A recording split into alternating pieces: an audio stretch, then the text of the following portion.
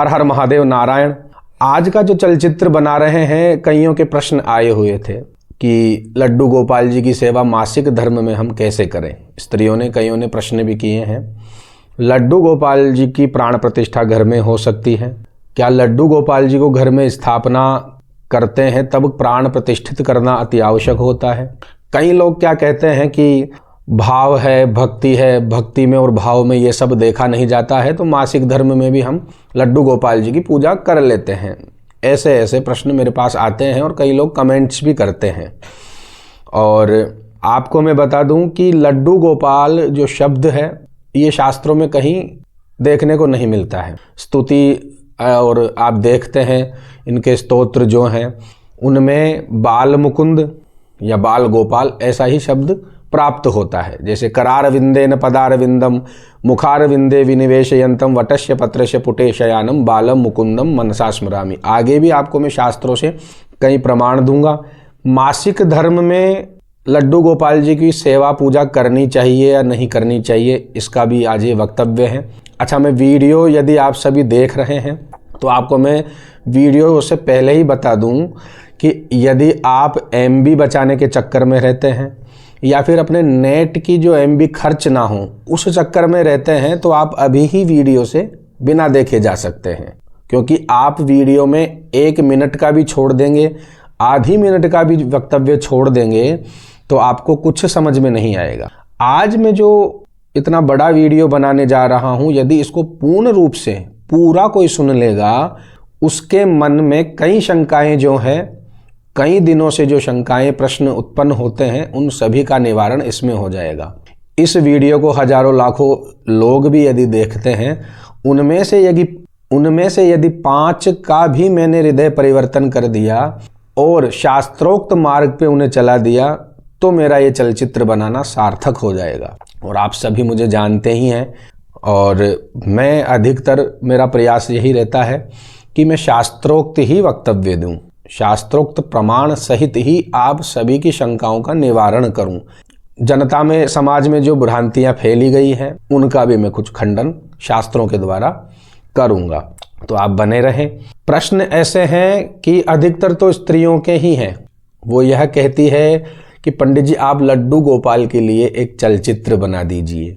अब कई स्त्रियां मानती भी हैं, धर्मपरायणा भी हैं, सदाचार का पालन भी करती हैं, नित्य पूजा आराधना भी करती हैं, तो उनके लिए विशेष उपयोगी रहेगा।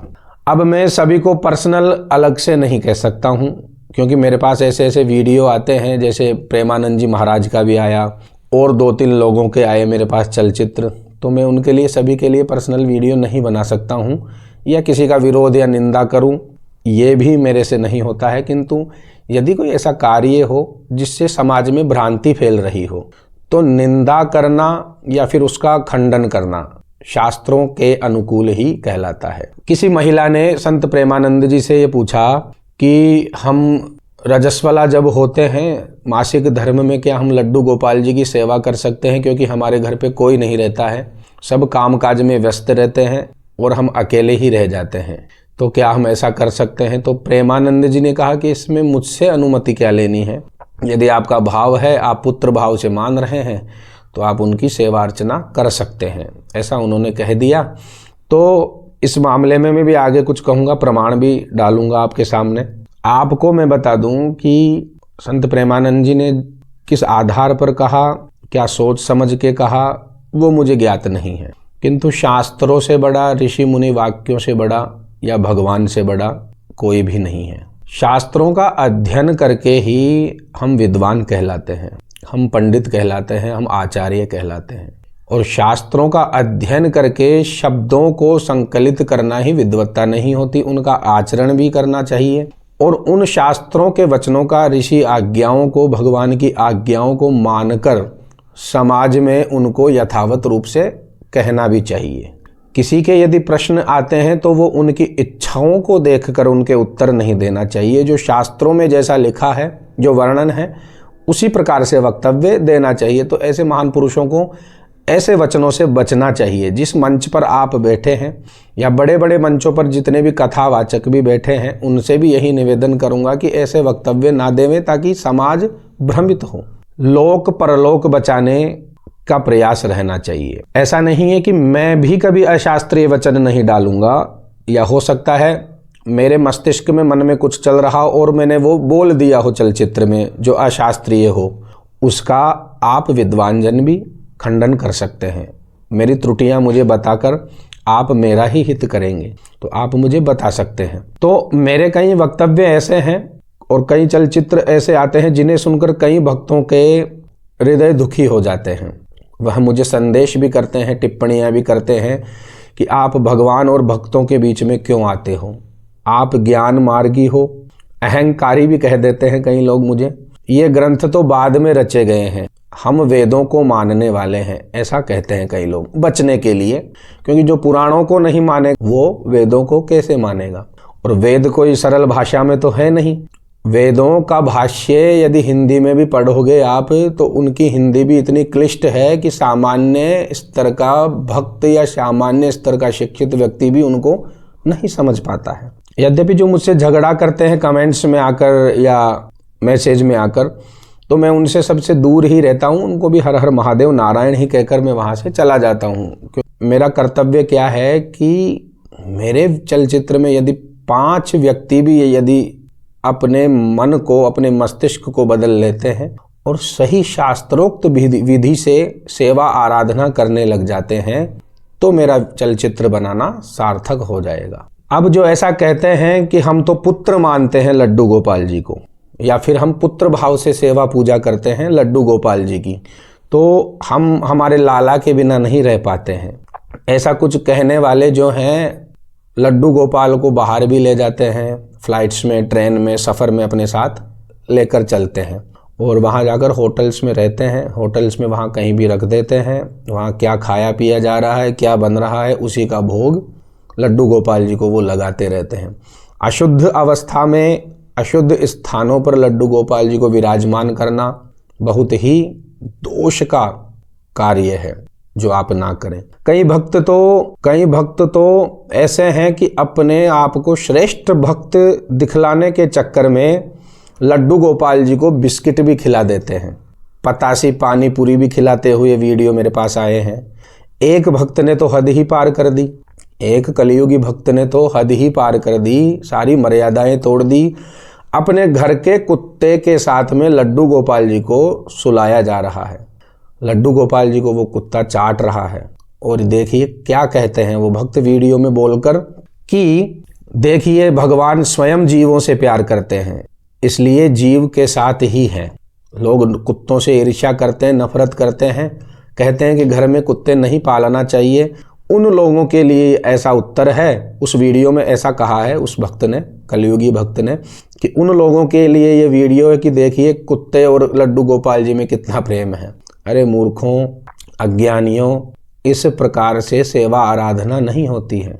मेरा परम कर्तव्य यही है कि मैं शास्त्रोक्त ही वचन आपके सामने प्रस्तुत करूं, शास्त्रोक्त प्रमाण सहित ही आप सभी को बताऊं। सभी के मन में जो शंकाएं, प्रश्न उत्पन्न होते हैं, यदि वो नहीं आते हैं तो मुझे अध्ययन करना पड़ता है, और ये मेरे लिए सौभाग्य का विषय है कि मैं आपके माध्यम से अध्ययन कर पाता हूँ। और मेरा कर्तव्य यह है कि सभी की शंकाओं का समाधान भी करूं। अब वो मैं कैसे करूं, ये मेरा कर्तव्य है, तो मुझे परिश्रम मेहनत करनी पड़ेगी। किंतु आज का जो वक्तव्य है बड़ा हो रहा है, अभी तो आगे बहुत बड़ा है। मैं अभी भी कह रहा हूं, इंटरनेट को बचाने वाले जा सकते हैं और परलोक को बचाने वाले, अपने लोक परलोक को बचाने वाले पूरा वक्तव्य जरूर सुने। कुछ आज भी पृथ्वी पर, इस भूमि पर ऐसी स्त्रियां हैं जो धर्म का पालन करती है, जो धर्म को मानती है। मासिक धर्म में रजस्वला होने पर वो उस धर्म का पालन करती है, नियम से संयम से आज भी रहती है। तो उन स्त्रियों को बहुत बहुत धन्यवाद, वो ये वक्तव्य पूरा जरूर सुने।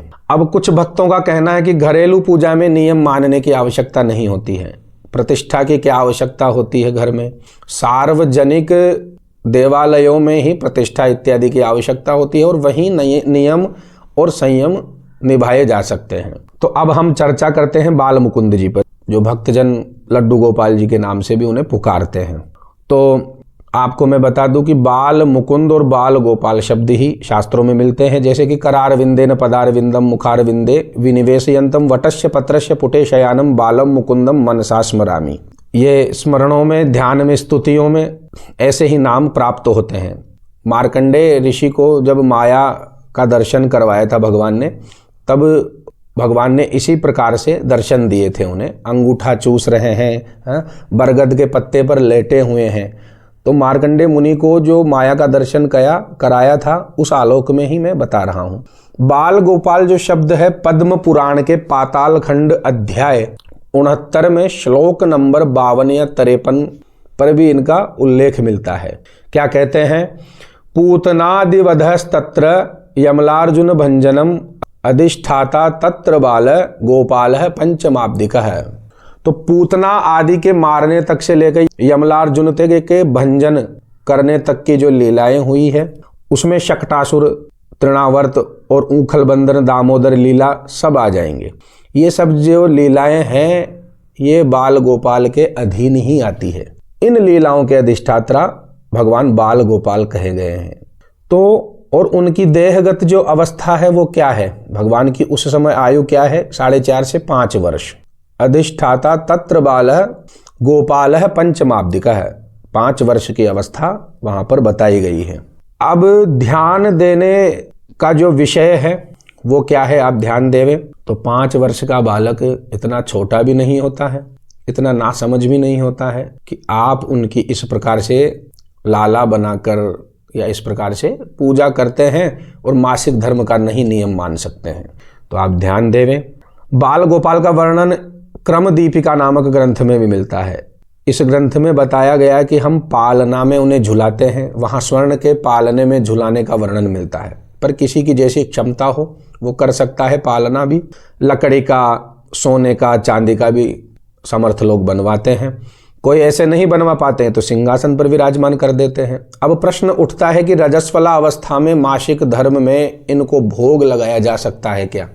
इस पर यदि बात करें तो स्पष्ट बात तो यह है जो शास्त्रोक्त है कि इनको रजस्वला अवस्था में मासिक धर्म में स्त्रियां भोग क्या, स्पर्श भी नहीं कर सकती हैं। अब भाव भक्ति की बातें देखें तो ये सब कुतर्क ही माने जाएंगे। लोग कहते हैं कि भाव है, भक्ति है, हम कुछ भी करें, तो वो अपना कुछ भी कर सकते हैं। मूर्ति में से देवतत्व जो है वो वहाँ से चला जाता है, तो वो सिर्फ वहाँ पर धातु की ही पूजा कर रहे हैं जो आकार ले रखे हैं। कुतर्कियों को जो मैं बताना चाहता हूँ शास्त्रोक्त प्रमाण से, आप देखिए। अग्नि पुराण से पहला प्रमाण क्या मिलता है? रजस्वला यदि कोई स्त्री होती है तो चौथे दिन शुद्ध होती है। चौथे दिन भी वो पति कार्य के लिए ही शुद्ध होती है। देवता और पितरों के लिए तो वह 5वें दिन ही शुद्ध होती है। यदि श्राव बंद हो गया हो तो 4 दिन से पहले तब भी शुद्ध अवस्था नहीं मानी जाएगी। जब अलग अलग महिलाओं के शरीर में अलग अलग श्राव की दिनचर्या भी देखी जाती है। यदि श्राव 5 दिन तक चलता है, रक्त का आना बंद नहीं होता है मासिक धर्म में, तो 7वें दिन शुद्धि मानी गई है।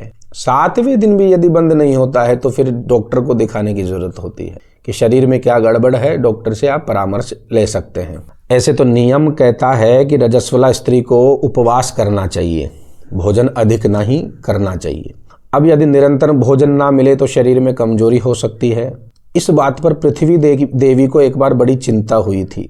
अब मैं आपको स्वयं पृथ्वी जी के पूछे गए प्रश्न भगवान से, उनका ही मैं आपको वर्णन करता हूँ। भूमि भी रजस्वला अवस्था को प्राप्त होती है। कुछ नक्षत्र, कुछ समय ऐसे आते हैं जिसमें भूमि भी रजस्वला होती है, क्योंकि स्त्री रूप है, देवी है।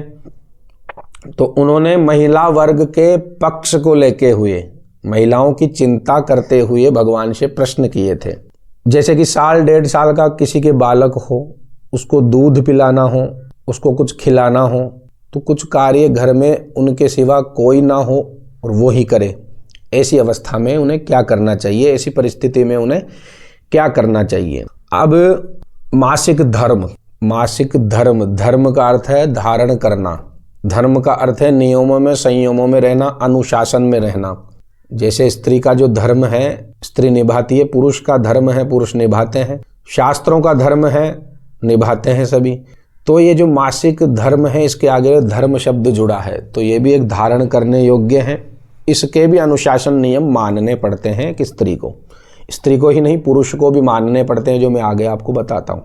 अब देवी पृथ्वी ने, भूमि मैया ने भगवान वराह से क्या प्रश्न किए हैं देखिए कि प्रभु, स्त्रियां बड़ी दुर्लभ है, अनेक प्रकार के कार्य रहते हैं, घर का दायित्व रहता है, अब आपने पूजा पाठ इत्यादि ही सब छुड़वा दिए हैं, अब जैसे कुछ कार्य हैं किसी कारण से बिल्कुल ही नहीं छोड़े जा सकते हैं, तो ऐसी स्थिति में महिलाएं क्या करें, हे प्रभु आप बताइए। तो वराह पुराण अध्याय 142 में भगवान क्या कहते हैं?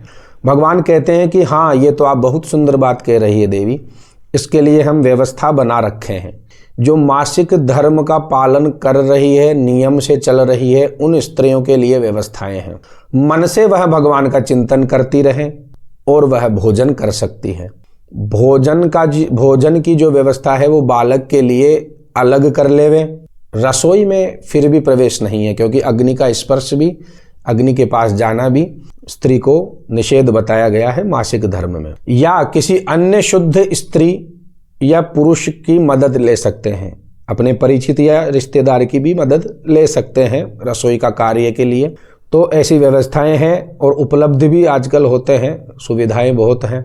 अच्छा, एक मंत्र है वो मैं आपको बताना चाहता हूं। यदि आपको यहां समझ में ना आए तो आप मुझे मैसेज के माध्यम से भी पूछ सकते हैं, मैं आपको मैसेज भी बता दूंगा जिसको भी ये मंत्र चाहिए। ये मंत्र आपको कब बोलना है? जब आप भोजन कर रही है, बालक के लिए या अपने लिए अलग से बालक के लिए कुछ खाने पीने का साइड में रहकर बना रहे हैं, रसोई में जाने के पूर्व ही, बिना शुद्धि किए रसोई में नहीं जाना है। ये मैं पहले फिर से पुनः कह रहा हूँ स्पष्ट। इसका मनन कर सकती है, मन में ही ध्यान कर सकती है। क्या है मंत्र, आप ध्यान से सुने, मैं धीरे धीरे बोल देता हूँ। अनाधि मध्यांत मजम पुराणम रजस्वला देववरम नमामि। जो देवादिदेव नारायण आदि मध्य एवं अंत से रहित अजन्मा है, उन्हें मैं रजस्वला प्रणाम करती हूँ। अब इसमें ऐसा नहीं है कि ये मंत्र पढ़ लिए 3 बार और लड्डू गोपाल जी को स्नान कराने लगे, भोग लगाने लगे, ऐसा नहीं करना है। यहाँ तक कि जिसकी पत्नी रजस्वला हो गई हो, वो पुरुष भी पक्के अन्न से श्राद्ध का अधिकारी नहीं है, वो कच्चे अन्न से ही श्राद्ध इत्यादि कर सकता है। पुरुष के लिए भी ऐसा नियम है। स्कंद पुराण में क्या कहते हैं? यदि मासिक धर्म के दिनों में देव या पितर कार्य करते हैं तो वो देवता या पितरों को प्राप्त नहीं होता है, वो राक्षसों को प्राप्त होता है, और परिवार में सबकी बुद्धि राक्षसों जैसी ही हो जाती है। ऐसा राक्षसों को वरदान भी ब्रह्मा जी ने दिया है। नागर खंड का अध्याय 187 श्लोक 39वां देखिए। प्रेत राक्षस पिशाच कहते हैं ब्रह्मा जी से कि ये वरदान देके ब्रह्मा जी आपने सही किया, क्योंकि आने वाले समय में लोग धन, लोभ, ईर्ष्या, अधर्म को दिखावेबाजी में ही फंसे रहेंगे। अब श्री प्रश्न संहिता में क्या देखिए, क्या कहते हैं? किसी अनुष्ठान या यज्ञ में कोई अशुद्ध अवस्था में आ भी जाता है तो वहां कलश की स्थापना भी पुनः की जाती है, पुण्यावाचन इत्यादि पुनः किए जाते हैं, और गोबर से लीपने का भी विधान बताते हैं। तो आप ये सब कैसे सोच सकते हैं कि भाव भक्ति में ये नियम नहीं माने जाते हैं? मंच पर बैठे प्रवचन देने वाले लोग कैसे इन बातों को सहमति दे सकते हैं? क्या आपको ऋषि आज्ञा नहीं माननी? क्या आपको मुनियों की आज्ञा नहीं माननी? क्या आपको भगवान की आज्ञा की अवहेलना करनी है? ये कोई मनोरंजन या किसी के मन के अनुकूल चलने का विषय नहीं है कि जो ट्रेंड में चल रहा है उसी में हाँ मिला दीजिएगा। ये तो अपंग और अपूर्ण भक्ति का मार्ग दिखाने जैसा हुआ। ये भक्ति नहीं, ये आडंबरता है भक्ति के नाम पर। भगवान को बाल गोपाल के भाव से पूज रहे हैं तो इसका अर्थ ये नहीं कि आप मनमाने ढंग से उनका पूजन सेवा करेंगे। वामा खेपा का आपने नाम सुना है? एक वामा खेपा नामक बहुत ही बड़े साधक हुए हैं, बहुत ही सिद्ध पुरुष हुए हैं। तारापीठ के वामा खेपा के नाम तो सभी सुने होंगे। भगवती तारा देवी की गोद में वो बचपन में लघुशंका कर दिया करते थे, तो भगवती उन्हें क्षमा भी कर देती थी कि इनका बचपन है, बालक है, अबोध है। किंतु जब युवावस्था को वामा खेपा प्राप्त होते हैं तो उस समय भी ऐसा कृत्य करते हैं वो। तो भगवती ने उन्हें वज्रपात किया, दंडित किया कि उस समय तुम्हारा बचपना था, अब तुम विवेकी हो, तुम्हें समझ है, लेकिन फिर भी मैं तुम्हें दंडित करती हूँ। तो वामाखेपा, वाम मार्गी होने पर भी भगवती ने उन्हें दंडित किया है। ये सभी वर्णन तंत्र मार्ग की परंपरा से जो जुड़े हुए हैं उन्हें अच्छे से ज्ञात होगा। अब महाभारत का अनुशासन पर्व देखिए। रजस्वला स्त्री का स्पर्श किया गया अन्न देवता पितरगण ग्रहण नहीं करते हैं। देवी भागवत में भी यही मिलता है, ब्रह्म वैवर्त पुराण में भी यही मिलता है। और अब तो ये दृश्य मिलते हैं कि ब्राह्मणों के घर में भी अब रजस्वला अवस्था में भोजन स्त्रियां बना रही हैं। विष्णु धर्मोत्तर पुराण का दूसरा खंड देख लीजिए। अब इसमें भी यही कहा गया है कि स्त्री 5वें दिन ही शुद्ध होती है। स्कंद पुराण में भी यही नियम मिलता है। और एक नियम और मिलता है कि ब्राह्मण, वैश्य, क्षत्रिय, शूद्र यदि रजस्वला स्त्री के द्वारा बनाए गए भोजन का सेवन करता है तो वह भी अशुद्ध माना गया है। उसकी भी पंचगव्य इत्यादि से, गंगाजल इत्यादि से शुद्धि होती है। तो पुरुषों के लिए भी ऐसे कठोर नियम मिलते हैं। महाराज ऐसा तो है नहीं कि महाराज प्रेमानंद जी ने कभी पढ़ा ना हो। ये विद्वान भी हैं, वो पढ़े लिखे भी हैं, तो उन्होंने पढ़ा ही होगा कि रजस्वला के नियम क्या है। किंतु क्या है कि महाराज प्रेमानंद जी की तो छोड़िए, अन्य कुछ ऐसे लोग भी हैं जो मीडिया की मेहरबानी से, मूर्ख हिंदुओं की मेहरबानी से आजकल बड़े बड़े मंचों पर हैं, लाखों व्यूवर्स, फॉलोवर्स टटोल रखे हैं, उन्हें कुछ नहीं पता है और अपनी मनमर्जी से कुछ भी बक देते हैं। और बुद्धिजीवी हिंदू है कि ताली बजाकर वहां से आ जाता है। ये सब विवेक एक आचार्य में होना चाहिए कि हमें समाज या जनता की इच्छा अनुसार नहीं चलना है, शास्त्रों के अनुसार चलना है। जो वक्तव्य प्रवचन करें वो शास्त्रों के अनुसार ही होने चाहिए। 32 सेवा अपराधों में तक बताया गया है। तीसरे अपराध में भी रजस्वला स्त्री के नियम बताए हैं। किंतु मुझे आश्चर्य यह होता है कि भीड़ को देखकर इन मंचों पर बैठे हुए प्रवक्ताओं को क्या हो जाता है समझ में नहीं आता है, और पब्लिक को क्या हो जाता है कि वो कुछ भी सुनकर आकर मान लेते हैं। स्कंद पुराण में क्या कहते हैं, किन किन लोगों को प्रेत पकड़ते हैं। प्रेतों जैसी उनकी बुद्धि कब हो जाती है, जो रजस्वला से गमन करें, नंगे होकर सोएं, नंगे होकर नहाने वाले, इन्हें प्रेत पकड़ते हैं और इनकी बुद्धि भ्रष्ट करते हैं। अब आते हैं जो अधकचरे भक्त हैं उन पर, जो स्वयं को बड़ा भक्त दिखाते हैं या मानते हैं। अब नारद जी से बड़े भक्त हैं क्या? नारद जी भक्ति सूत्र में क्या कहते हैं, आप स्पष्ट रूप से सुने, ध्यान से श्रवण करें। अब ये विचार लगाइए कि नारद जी कितने बड़े भक्त हैं। भक्ति देवी स्वयं अपने कष्ट को दूर करने के लिए नारद जी के पास आती है। भोबो साधो क्षणम तिष्ठ, ऐसा कुछ श्लोक है श्रीमद् भागवत में। जिन्होंने छोटी सी आयु में ध्रुव प्रहलाद को भगवान से मिला दिया, तो सोचिए उन देवर्षि नारद जी की भक्ति का क्या स्तर रहा है। हम सबके जो गुरु हैं उनके भी जो गुरु हैं, और फिर उनके भी जो गुरु के गुरु हैं, और उनके भी गुरु से गुरु हैं। उन सभी के गुरु कौन हुए? व्यास जी महाराज, वेद व्यास जी महाराज, जिन्होंने पुराणों की सभी की रचना की है। वो स्वयं व्यास जी, श्रीमद् भागवत में वर्णन है, वो स्वयं व्यास जी महाराज अपनी चिंताओं को दूर करने के लिए नारद जी के पास आते हैं और नारद जी उनकी चिंताओं को मुक्त करने का प्रयत्न करते हैं। तो नारद जी के भक्ति का स्तर आप और मैं बैठ के ऐसे नहीं लगा सकते हैं। महर्षि वाल्मीकि जी जब रामचरित्र को लिखने में स्वयं को असमर्थ अनुभव करने लग जाते हैं, नारद जी ने उन्हें उपदेश दिया था, उन्हें मार्ग दिखाया था। अब नारद जी भक्ति के बारे में क्या बताते हैं, आप ध्यान से श्रवण करें। उस ईश्वर के प्रति परम प्रेम है, वही भक्ति कहलाती है। उस भक्ति को पाकर मनुष्य सिद्ध हो जाता है, शुद्ध हो जाता है। देह तो मृत्यु को प्राप्त होती है, पर आत्मा जीव कर्म बंधनों से छूट जाते हैं। जब भक्ति के कुछ अंश भी प्राप्त हो जाते हैं तो किसी वस्तु या किसी में आसक्ति नहीं रहती है, राग द्वेष नहीं रहते हैं, छल कपट पाखंड से मनुष्य मुक्त हो जाता है। भक्ति इसे कहते हैं। अब नारद भक्ति सूत्र में 11वां जो सूत्र है उसको ध्यान से देखें। संसार में लौकिक और वैदिक ग्रंथों में भगवान के अनुकूल जो कर्म बताए हैं, अपने अनुकूल नहीं, भगवान के जो अनुकूल कर्म बताए हैं, शास्त्रीय विधान में जो कर्म बताए हैं वो ही कर्म करना चाहिए। और इनका जो विरोधी कृत्य है, इनका जो विरोध करता है, उनसे दूर रहता है, ये भक्ति के लक्षणों में नहीं आता है। नारद जी स्वयं बता रहे हैं, जो स्वयं परम भक्त हैं। क्योंकि यदि विधि या निषेध के ऊपर अपने आप को ही मानने लग जाएंगे हम, तो हमारा पतन निश्चित है। रावण का भी हुआ, कंस का भी हुआ, दुर्योधन का भी हुआ। वो भी बहुत धनी थे, उन्हें भी वरदान प्राप्त था, सिद्धियां प्राप्त थी। ऐसे कई मनुष्य राक्षस हुए हैं जिनका पतन हुआ है, क्योंकि वो स्वयं के अनुकूल चलने लगे थे, स्वयं को भगवान जैसा मानने लगे थे। तो भगवान के अनुकूल, शास्त्रों के अनुकूल ही हमें चलना है, वही भक्ति कहलाती है। आजकल तो क्या देखा जा रहा है कि बस अपने सुखों में कोई कमी ना आए, अपने मजे में कोई कमी ना आए, उसका हो तो हम पूरा प्रबंध रखते हैं, आगे की सोच के रखते हैं। तो भाई भगवान की पूजा आराधना करने में जो विधि है, उसकी सोचने में कौन सी मति मारी जा रही है हमारी। अरे शरीर के धर्म को तो हम मानते हैं, पर परमात्मा का जो धर्म है उसको नहीं मान रहे हैं।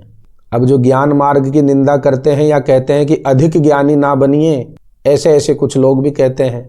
तो नारद जी ही क्या कहते हैं सुन लीजिए 28वें सूत्र में, कि उस भक्ति का साधन क्या है। उस भक्ति का साधन ज्ञान है। नारद जी कह रहे हैं जब ज्ञान मार्ग पे आप चलते जाएंगे तो अपने भक्ति का मार्ग पूरा होने लगेगा, तब जाकर आपके मन में, हृदय में भक्ति का प्रादुर्भाव होगा, क्योंकि भक्ति बड़ी दुर्लभ है। 29वां सूत्र क्या कहता है सुनिए, कि भक्ति और ज्ञान दोनों एक दूसरे के पूरक हैं। अर्थात भक्ति विधि निषेध के पालन से की जाए तो ज्ञान भी प्राप्त होने लगेगा, और ज्ञान मार्ग से चलेंगे तो भक्ति भी प्राप्त होने लगेगी। भगवान कहते हैं कि वेद स्मृति आगम ग्रंथ भी 5 रात्र सब हमारी ही आज्ञाएं हैं। तो हमारी आज्ञा का अवहेलना करके आप कैसे भक्त कहला सकते हैं। भगवान का स्वयं का वचन है ये। मूर्ख लोगों की दृष्टि में अवश्य भक्त कहला सकते हो आप, अज्ञानियों की दृष्टि में आप भक्त कहला सकते हो, परम सिद्ध विद्वान कहला सकते हो, या मीडिया के जबरदस्त प्रचार से आप छा भी सकते हो, अज्ञानियों के नेत्रों में आप दिखाई दे सकते हो, पर भगवान की दृष्टि में आप भक्त कहलाने योग्य नहीं हो। भक्ति के क्या लक्षण हैं सुनिए। जब साधक को, भक्त को अन्य भौतिक सुख बस सुविधा मात्र लगे, या देह को चलायमान रखने के लिए ही दिखाई देने लगे, तब वो बस अपने इष्ट के लिए ही जीवित रहता है, इष्ट को ही प्रसन्न करना चाहता है। अब आजकल एक फैशन सा बन गया है कि मैं कृष्ण भक्त हूँ, मैं शिव भक्त हूँ, मैं देवी भक्त हूँ। तो भैया आपके कहने से थोड़ा माना जाएगा कि आप शिव भक्त हैं, कृष्ण भक्त हैं, देवी भक्त हैं, या कोई बहुत बड़े साधक हैं। ये कौन तय करता है कि आप भक्त हैं? ये स्वयं परमात्मा ही तय करेंगे कि आप भक्त हैं या अभक्त हैं। आपका तो कार्य है कि निष्ठा से कर्म कीजिए, भक्ति कीजिए। भगवान ये नहीं देखते हैं कि आपने कितना किया है, कितना बहुत सारा किया है। भगवान ये देखते हैं कि आपने कैसे किया है। जो प्रेमा भक्ति का साधक होता है वो अहिंसा, सत्य, शुद्धता, विधि निषेध इत्यादि का भी ध्यान रखता है। 11 प्रकार की प्रेमा भक्ति होती है। अब इस विषय पर कभी अलग से चलचित्र बना देंगे, आप सभी देखते रहिएगा। जल्दी ही आएगा एक ऐसा चलचित्र भक्ति पर, प्रेमा भक्ति पर, क्योंकि वीडियो बहुत ही लंबा हो रहा है। अच्छा, भगवान को अपना बेटा मान लिया। भगवान ने आपको अपनी माता या पिता माना, आपने तो बेटा स्वीकार कर लिया उन्हें, किंतु क्या आपको भगवान माता या पिता मान रहे हैं? यशोदा जी बेटा मानती थी। अब आप कहोगे यशोदा जी बेटा मानती थी, तो क्या भैया यशोदा जी पैदा होकर ही बेटा थोड़ी मान लिए थे भगवान को? यशोदा जी कौन थे? नंद बाबा कौन थे? वसुदेवकी जी कौन थे? वसुदेव जी और देवकी जी कौन थे? पूर्व काल में कश्यप अदिति थे, द्रोणधरा वसु थे। उन्होंने तपश्चर्या का कठोर पालन करके भगवान की आराधना की। भगवान ने वरदान दिया कि ठीक है, हम आपके पुत्र के रूप में आएंगे। इतनी कठिन तपस्याएं की उन्होंने, तब जाकर भगवान उनके पुत्र रूप में आए हैं। तब भगवान स्वीकृति देते हैं। अरे भैया, हम करते हैं ऐसी तपस्या, या आप करते हैं ऐसी तपस्या कि भगवान आपके पुत्र कहलाने लगे हैं? पहले उन जितना सदाचार करे तो सही, पहले इतनी भक्ति हृदय में आए तो सही, तब मानिए पुत्र। हाँ, कर्माबाई को मान लिया, मीरा जी को मान लिए, पर उस स्थिति या उस स्तर का त्याग भी तो हमारे और आपके जीवन में होना चाहिए। भक्त तो ऐसे अहंकार रखता ही नहीं है।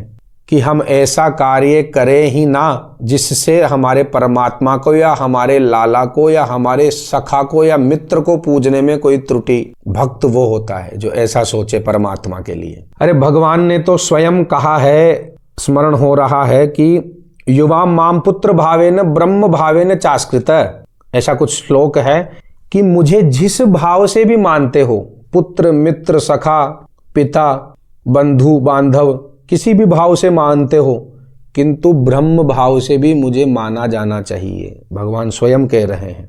हम बच्चे की पूजा नहीं कर रहे हैं, बस बच्चे जैसा भाव है। ऐसे तो किसी के भी बच्चे की पूजा नहीं करते हो आप, इसी ही बालक की पूजा क्यों कर रहे हो? आपके बच्चे होने से पहले वो तत्व कौन है ये जानते हो?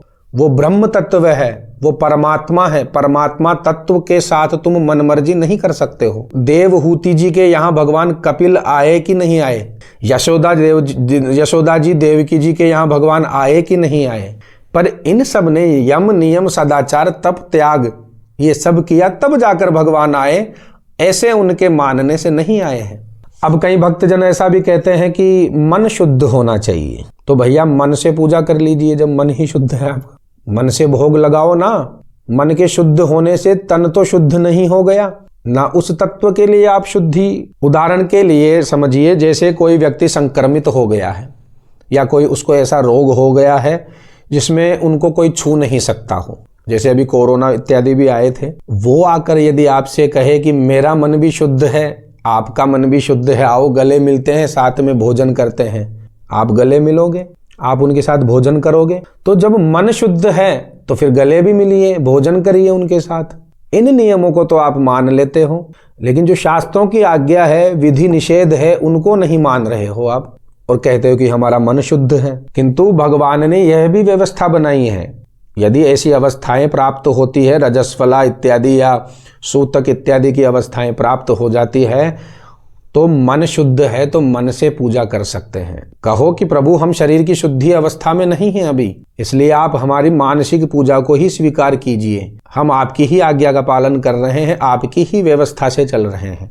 अब लोग कहते हैं कि ज्ञान से तो अहंकार होता है। नहीं भैया, ऐसा नहीं है, क्योंकि ज्ञान के भ्रम से अहंकार होता है, ज्ञान से अहंकार नहीं होता। ज्ञान के भ्रम से अहंकार होता है, इसलिए अहंकार दंभ को ज्ञान कहते ही नहीं है। ये सब तो आसुरी संपदाओं के लक्षण हैं। भगवान महादेव क्या कहते हैं कूर्म पुराण में कि कोई मेरी साधना ज्ञान मार्ग से करता है, तो कोई कर्म मार्ग से करता है, तो कोई भक्ति मार्ग से करता है, पर इनमें मुझे सबसे अधिक प्रिय ज्ञान मार्ग का भक्त ही कहलाता है।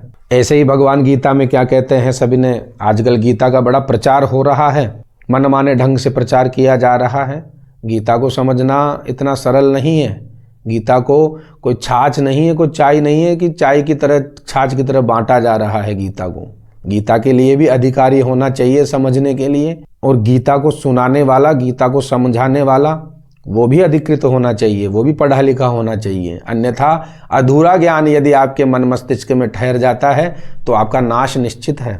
गीता में क्या कहते हैं भगवान, चतुर्विधा भजन्ते माम ये जना सुकृतोर्जुन आर्तो जिज्ञासुरर्थार्थी ज्ञानी च भरतर्षभ। भगवान कहते हैं कि हे अर्जुन, मुझे 4 प्रकार के भक्त हैं, मेरे 4 प्रकार के भक्त हैं, उनमें से मैं सबसे अधिक प्रिय ज्ञानी भक्त को ही मानता हूँ। ज्ञानी भक्त ही मेरी अनन्य भाव से भक्ति कर सकता है।